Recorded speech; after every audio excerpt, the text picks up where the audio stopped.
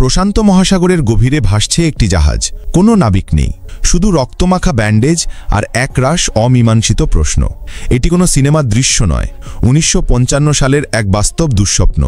এই জাহাজকে বলা হতো অডুব, যা নাকি কখনোই ডুববে না। অথচ 5 সপ্তাহ ধরে সমুদ্রে ভেসে থাকার পর যখন এটিকে পাওয়া গেল, এর 25 জন নাবিক আর যাত্রী উধাও, কোনো চিহ্ন নেই। আরও রহস্যময় ব্যাপার হলো, জাহাজের মূল্যবান পণ্য লুট হয়ে গেছে, অথচ নাবিকদের ব্যক্তিগত জিনিসপত্র, মানিব্যাগ সব অক্ষত অবস্থায় পড়ে আছে, যেন কেউ নির্দিষ্ট কিছু নিতে এসেছিল, মানুষগুলোকে নয়। তারা কোথায় গেল? কেন সাহায্যের কোনো সংকেত পাঠানো হলো না? সরকারি তদন্ত শেষ হলো, আর ফিজি মেরিটাইম কোর্টের চূড়ান্ত রিপোর্টে লেখা হলো মাত্র 4টি শব্দ: ব্যাখ্যাতীত, আনএক্সপ্লেইনড। আজ আমরা 70 বছর আগের সেই ভয়াবহ ঘটনা, সমুদ্রের ভুতুড়ে জাহাজ জয়িতা মিয়ানের রহস্য উন্মোচন করব। 25টি প্রাণের এই সম্মিলিত অদৃশ্য হয়ে যাওয়ার পিছনে কি এমন অজানা, চাঞ্চল্যকর গোপন রহস্য লুকিয়ে আছে? 1955 সালের 10 নভেম্বর দক্ষিণ প্রশান্ত মহাসাগর শান্ত ছিল, কিন্তু গভীরে লুকানো ছিল এক মারাত্মক রহস্য। টুভালু মার্চেন্ট জাহাজের ক্যাপ্টেন জেরাল্ড ডাগলাস তার পথ ধরে এগিয়ে চলেছিলেন। হঠাৎ দূর থেকে একটি অস্বাভাবিক বস্তু তার চোখে পড়ল। প্রথমে ভেবেছিলেন পাথর, কাছে আসতেই চমকে উঠলেন, এ তো জয়িতা, সেই নিখোঁজ জাহাজ। কিন্তু এ কোথায়? তার নির্ধারিত পথ থেকে 600 মাইল পশ্চিমে ভানুয়ালাই 5 দ্বীপের উত্তরে। জাহাজটি 45 ডিগ্রি হেলেছিল, প্রায় অর্ধেক জলে ডোবা। অথচ এই অডুব জাহাজটি অলৌকিকভাবে ভেসেছিল। টুভালু জাহাজের নাবিকদের বুক ধড়ফড় করছিল। তারা সাবধানে ভুতুড়ে জয়িতা জাহাজে পা রাখল, হয়তো কোনো জীবিত মানুষ অথবা কোনো সূত্র খুঁজে পাওয়ার আশায়। কিন্তু তাদের সামনে অপেক্ষা করছিল এক নতুন আতঙ্ক। জাহাজে কেউ নেই, ক্যাপ্টেন, নাবিক, যাত্রী, মোট 25 জন মানুষ যেন হাওয়ায় মিলিয়ে গেছে। লাইফবোট, ছোট নৌকা, 4 টন পণ্য, ক্যাপ্টেনের লগবুক, নেভিগেশন সরঞ্জাম সব উধাও। যদি জাহাজ ছেড়ে পালাতো, তবে নাবিকের মানিব্যাগ কেন টেবিলে পড়ে থাকবে? আর 3টি ডাক্তারের ব্যাগ এলোমেলোভাবে পড়ে থাকবে কেন, যার ভেতর স্টেথোস্কোপ, স্ক্যালপেল আর 4টে রক্তমাখা ব্যান্ডেজ? মূল্যবান জিনিস ফেলে রাখা, অথচ রক্তমাখা চিকিৎসা সরঞ্জাম পরিত্যক্ত। এই অসামঞ্জস্যগুলি জয়িতার রহস্যকে আরও গভীর করে তুলছিল। কি ঘটেছিল সেদিন এই জাহাজে? আসলে জয়িতার একটা জমকালো অতীত ছিল। 1931 সালে এটি স্টার নামে হলিউডের এক বিলাসবহুল ইয়ট ছিল, পরিচালক রোল্যান্ড ওয়েস্টের ব্যক্তিগত সংগ্রহ, সিনেমা ফ্লিটের রানী। কিন্তু পার্ল হারবারের পর তার ভাগ্য বদলে যায়। 1941 সালে মার্কিন নৌবাহিনী তাকে YP-108 নামে সামরিক টহল জাহাজে রূপান্তরিত করে প্রশান্ত মহাসাগরে পাঠায়। এই সামরিক অভিজ্ঞতা তাকে কখনো না ডুববে মতো জাহাজের খ্যাতি এনে দেয়। স্প্যানিশ শব্দ জয়িতার অর্থ ছোট গহনা। সত্যি, তার অতীত ছিল এক বহুমূল্য রত্নের মতো। যুদ্ধ শেষে এটি ফিজিতে বিক্রি হয় আর জয়িতা নাম পায়। নিখোঁজ হওয়ার আগে ক্যাপ্টেন মিলার বারবার বলতেন, জয়িতা অডুব, কর্ক লাইন্ড হাল আর তেলের ব্যারালের কারণে এটি নাকি ডুববেই না। তাহলে কি এমন হলো যে একটি অডুব জাহাজ তার ক্রুদের দ্বারা পরিত্যক্ত হলো? একটি প্রাক্তন সামরিক জাহাজ কেন রহস্যজনকভাবে নিখোঁজ হবে? জয়িতার আবিষ্কারের খবর দাবানলের মতো ছড়িয়ে পড়ল। ফিজি কর্তৃপক্ষ শুরু করল বিশাল তদন্ত। টুভালু জাহাজের ক্যাপ্টেন জেরাল্ড ডগলাস এবং মেরিটাইম কর্মকর্তারা হয়ে উঠলেন এই রহস্যের মূল সাক্ষী। ডগলাস বর্ণনা করলেন, সেদিন সমুদ্র ছিল অত্যন্ত শান্ত, কোনো ঢেউ নেই।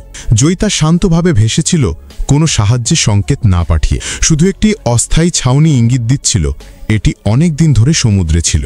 আরও অদ্ভুত ব্যাপার হলো, টুভালু জাহাজের পথটাও ছিল অস্বাভাবিক। এটি কোনো বাণিজ্যিক রুট ছিল না, বরং জয়িতার নিখোঁজ এলাকার কাছাকাছি যেন অনুসন্ধান চালাচ্ছিল। আর টুভালু জাহাজের পেছনের শিপিং কোম্পানির ছিল রহস্যময় পটভূমি, সরকারি সংস্থার সাথে ঘনিষ্ঠ সম্পর্ক। এটি কি নিছকই কাকতাল, নাকি এর পেছনে লুকিয়ে আছে গভীর কোনো ষড়যন্ত্র? 1955 সালের 12 নভেম্বর তদন্ত কর্মকর্তারা জয়িতার কেবিনে প্রবেশ করতেই হতবাক হয়ে গেলেন। কেবিনের ভেতরে গোড়ালি পর্যন্ত জল, বাতাসে সামুদ্রিক দুর্গন্ধ আর এক অস্বাভাবিক নীরবতা। সব গুরুত্বপূর্ণ ন্যাভিগেশন সরঞ্জাম উধাও, সেক্সট্যান্ট, ক্রোনোমিটার, কম্পাস, এমনকি ক্যাপ্টেনের লগবুক। যেন কেউ ইচ্ছাকৃতভাবে এগুলি সরিয়ে ফেলেছে। কিন্তু কেন? তবে জয়িতার রেডিও সরঞ্জাম অক্ষত ছিল।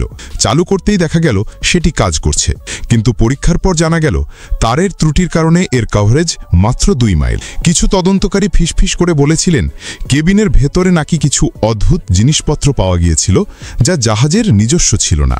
সেই রহস্যময় জিনিসপত্রের বিস্তারিত তথ্য কখনোই সরকারি রিপোর্টে প্রকাশ করা হয়নি। এরপর ইঞ্জিন বিশেষজ্ঞরা জয়িতার ইঞ্জিন বিশ্লেষণ করলেন।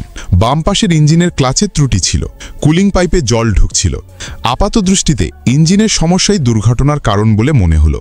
তবে বিশেষজ্ঞরা বললেন ইঞ্জিনের এই সমস্যা জাহাজ ডুবিয়ে দেওয়ার মতো গুরুতর ছিল না, এটি কেবল গতি কমিয়ে দিতে পারত। কিন্তু জয়ী তার অডুপ ক্ষমতাকে হুমকির মুখে ফেলতে পারত না। তাহলে কি কেবল ইঞ্জিনের সমস্যাই অভিজ্ঞ ক্যাপ্টেন মিলারকে জাহাজ ত্যাগের সিদ্ধান্ত নিতে বাধ্য করেছিল, নাকি জাহাজে ঘটেছিল আরও কোনো ভয়ঙ্কর ঘটনা যা ক্রুদের চরম আতঙ্কে ফেলেছিল?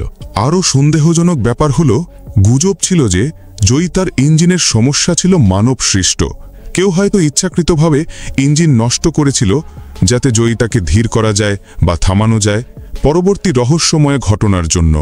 আর সেই ডাক্তারের ব্যাগ, স্টেথোস্কোপ, স্ক্যালপেল আর 4টি রক্তমাখা ব্যান্ডেজ, ফরেন্সিক বিশ্লেষণে দেখা গেল রক্ত মানুষেরই ছিল, তবে রক্তের পরিমাণ বেশি ছিল না, যা ইঙ্গিত দেয় যে কেউ সামান্য আহত হয়েছিল এবং আঘাত জীবনঘাতী ছিল না। কিন্তু ব্যাগের ভেতরে থাকা মরফিন এবং অন্যান্য কিছু ওষুধ উধাও ছিল। অল্প পরিমাণে রক্ত আর অনুপস্থিত ওষুধ, 25 জন নিখোঁজ হওয়ার ঘটনার সাথে এটি একেবারেই বেমানান। এই রক্ত কোথা থেকে এসেছিল? অনুপস্থিত ওষুধগুলো কি বোঝায়? এটি কি নিছকই সাধারণ চিকিৎসা সহায়তা ছিল, নাকি আরও গুরুতর কোনো আঘাত লুকানোর চেষ্টা?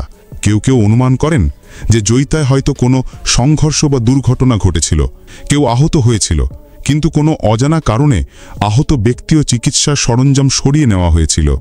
জয়ীতার রহস্য শুধু সমাধান হয়নি, বরং আরও জটিল হয়ে উঠেছে। এই সমুদ্র রহস্য সমাধানের জন্য তদন্তকারী আর গবেষকরা অগণিত তত্ত্ব প্রস্তাব করেছেন। তার মধ্যে 3টি সম্ভাবনা সবচেয়ে বেশি আলোচনা হয়েছে। প্রতিটি তত্ত্বই ভিন্ন দৃষ্টিকোণ দেখায়, তবে সবকটাতেই কিছু দুর্বলতা রয়েছে। প্রথমত, জলদস্যুতার সম্ভাবনা। জয়ীতায় চপানি তৈরি ছুরি পাওয়া গিয়েছিল, যা বহিরাগত আক্রমণের ইঙ্গিত দেয়। 1950-এর দশকে দক্ষিণ প্রশান্ত মহাসাগরে জলদস্যুতা অস্বাভাবিক ছিল না। যদি জলদস্যুরা আক্রমণ করে থাকে, তাহলে তারা জয়ীতাকে আটক করে লুটপাট চালিয়েছিল। সংঘর্ষে হতাহতের ঘটনা ঘটতে পারে, তারপর সমস্ত ক্রু ও যাত্রীদের অপহরণ করে কিছু পণ্য সহ এবং জয়ীতার লাইফবোট ও ছোট নৌকো নিয়ে পালিয়ে যায়। দ্বিতীয়ত, ক্রু বিদ্রোহের সম্ভাবনা। ক্রুদের মধ্যে বা ক্রু ও যাত্রীদের মধ্যে দ্বন্দ্ব থাকতে পারত, যা সহিংসতায় রূপ নেয় এবং লোকেদের নিখোঁজ হওয়ার কারণ হয়। তবে এই তত্ত্বগুলোতে বড় ফাঁক আছে। জলদস্যুদের প্রধান উদ্দেশ্য সাধারণত অর্থ লুট করা, কিন্তু জয়ীতায় নাবিকদের মানিব্যাগ অক্ষত ছিল, অথচ 4 টন পণ্য গায়েব। কেন তারা হাতের কাছে থাকা মূল্যবান জিনিসপত্র ছেড়ে তুলনামূলকভাবে কম মূল্যবান পণ্য নিয়ে গেল? বিদ্রোহ তত্ত্বেরও একই সমস্যা। বিদ্রোহে কেন 25 জন লোকে নিখোঁজ হবে? কেন কোনো লাশ পাওয়া যাবে না বা সংঘর্ষের আরও প্রমাণ থাকবে না? জলদস্যু বা বিদ্রোহ তত্ত্বের পর্যাপ্ত প্রমাণ নেই এই ঘটনার জটিল পরিস্থিতি ব্যাখ্যা করার জন্য। দ্বিতীয় তত্ত্বটি হল, জয়ীতা হয়তো কোনো বিশাল ঢেউ, জলজ ঘূর্ণিঝড় বা ঝড়ের মতো আকস্মিক প্রাকৃতিক দুর্যোগের শিকার হয়েছিল। আকস্মিক বিপর্যয় জাহাজের ক্ষতি করতে পারত, ক্রুদের আতঙ্কিত করে জাহাজ ত্যাগে বাধ্য করতে পারত, যা ক্রুদের দ্রুত সরে যাবার সিদ্ধান্ত নিতে বাধ্য করে। এই তত্ত্বটি ক্রুদের জাহাজ ত্যাগের কারণ এবং লাইফবোট ও ছোট নৌকোর নিখোঁজ হওয়ার বিষয়টি ব্যাখ্যা করতে পারে। তবে এটিও চ্যালেঞ্জের মুখোমুখি। আবহাওয়ার পরিস্থিতি রিপোর্ট অনুযায়ী শান্ত ছিল, সমুদ্রে ঝড়ের কোনো রেকর্ড ছিল না। জয়ীতাকে অডুব হিসেবে ডিজাইন করা হয়েছিল এবং এর কাঠামো অক্ষত ছিল। এমনকি যদি এটি বিশাল ঢেউয়ের শিকার হয়েও থাকে, তবে এটি সমস্ত লোকের সম্পূর্ণ নিখোঁজ হবার কারণ হতে পারত না। এই তত্ত্ব জাহাজের অডুব ক্ষমতা এবং ন্যাভিগেশন সরঞ্জাম নিখোঁজ হবার মতো অস্বাভাবিক ঘটনার সাথে সম্পূর্ণভাবে সামঞ্জস্যপূর্ণ নয়। যদি এটি নিছকই প্রাকৃতিক দুর্যোগ হতো, তাহলে কেন নির্দিষ্ট জিনিসপত্র বেছে বেছে নেওয়া হলো? কেন রেডিও সরঞ্জাম তখনও জাহাজে ছিল, কিন্তু ইচ্ছাকৃতভাবে এর সংকেতের পরিসর কমানো হয়েছিল? এই সন্দেহগুলো আকস্মিক সমুদ্র দুর্ঘটনা তত্ত্বকে অকার্যকর করে তোলে। তৃতীয় এবং সবচেয়ে বিতর্কিত তত্ত্বটি হল, জয়ীতা সম্ভবত কোনো গোপন অভিযানে জড়িত ছিল। জয়ীতা প্রাক্তন মার্কিন নৌবাহিনীর জাহাজ হিসেবে পার্ল হারবারে কাজ করেছিল, তাই গোপন অভিযানে জড়িত থাকার সম্ভাবনা উড়িয়ে দেওয়া যায় না। শীতল যুদ্ধের সময় দক্ষিণ প্রশান্ত মহাসাগরের ভূ রাজনৈতিক পরিস্থিতি জটিল ছিল এবং বিভিন্ন দেশ গোপন অভিযান পরিচালনা করতে পারত। জয়ীতা হয়তো অজান্তেই একটি গোপন সামরিক অভিযানে প্রবেশ করেছিল, যার ফলে লোকজনকে সরিয়ে নেওয়া হয়েছিল এবং জাহাজটি পরিত্যক্ত হয়েছিল। তবে এই তত্ত্বের কোনো সুনির্দিষ্ট প্রমাণ নেই। মার্কিন নৌবাহিনীর জড়িত থাকার বিষয়টি কেবল অনুমান, কোনো সরকারি নিশ্চিতকরণ নেই। তবে সর্বশেষ বিশ্লেষণে উল্লেখ করা হয়েছে যে জয়ী তার নিখোঁজ হওয়ার সময় শীতল যুদ্ধের চূড়ান্ত সময় ছিল। দক্ষিণ প্রশান্ত মহাসাগরীয় অঞ্চলের ভূ রাজনৈতিক পরিস্থিতি ছিল অত্যন্ত জটিল। এই অঞ্চলে মার্কিন নৌবাহিনীর কার্যকলাপ সরকারিভাবে যা স্বীকার করা হয়েছে তার চেয়েও ব্যাপক ছিল। জয়ী তার প্রাক্তন সামরিক জাহাজের পটভূমি এবং টুভালু মার্চেন্ট জাহাজের রহস্যময় রুট ও কোম্পানির পটভূমি সবই সরকারি হস্তক্ষেপের সম্ভাবনা নির্দেশ করে। জয়ী তার রহস্যের সত্যতা আরও জটিল হতে পারে, যা গোপনীয়তার স্তরে গভীরভাবে চাপা পড়ে আছে। নৌচলাচল বিশ্লেষণে দেখা গেছে যে জয়ী তার যাত্রা স্বাভাবিক শিপিং রুটের মধ্যেই ছিল, বারমোডা ট্রায়াঙ্গেলের মতো কিংবদন্তির বিপজ্জনক এলাকা বাদ দিয়ে। নিখোঁজ হওয়ার দিনের আবহাওয়ার পরিস্থিতি রিপোর্ট অনুযায়ী শান্ত ছিল, কোনো বড় ঝড় বা অস্বাভাবিক আবহাওয়ার নিদর্শন ছিল না। পরিবেশগত কারণগুলি জয়িতা ঘটনার একমাত্র কারণ হওয়ার সম্ভাবনা কম। এতে জয়িতা বিংশ শতাব্দীর অন্যতম বিখ্যাত সমুদ্র রহস্যে পরিণত হয়েছে। জয়িতার ভুতুরে যাত্রা শেষ হয়েছে, কিন্তু এর চারপাশের রহস্য রয়ে গেছে। সত্য কি সম্পূর্ণভাবে উন্মোচিত হবে, নাকি এটি চিরকাল প্রশান্ত মহাসাগরের একটি ভয়ঙ্কর ভুতুরে জাহাজের গল্প হয়ে থাকবে, এক অজানা শক্তির স্থায়ী প্রমাণ? উত্তর এখনো বিশাল প্রশান্ত মহাসাগরে হারিয়ে আছে। আপনার কি মনে হয়, জয়িতায় আসলে কি ঘটেছিল? জলদস্যু হামলা, সামরিক অভিযান, নাকি নিছুকি একটি সমুদ্র দুর্ঘটনা? কমেন্ট বক্সে আপনার মতামত শেয়ার করুন এবং এই ৭০ বছরের অমীমাংসিত রহস্যের একজন গোয়েন্দা হয়ে উঠুন। আপনি আপনার কম বুদ্ধিমান বন্ধুকেও ফরওয়ার্ড করতে পারেন এবং দেখতে পারেন তারা কোন দিকে থাকে।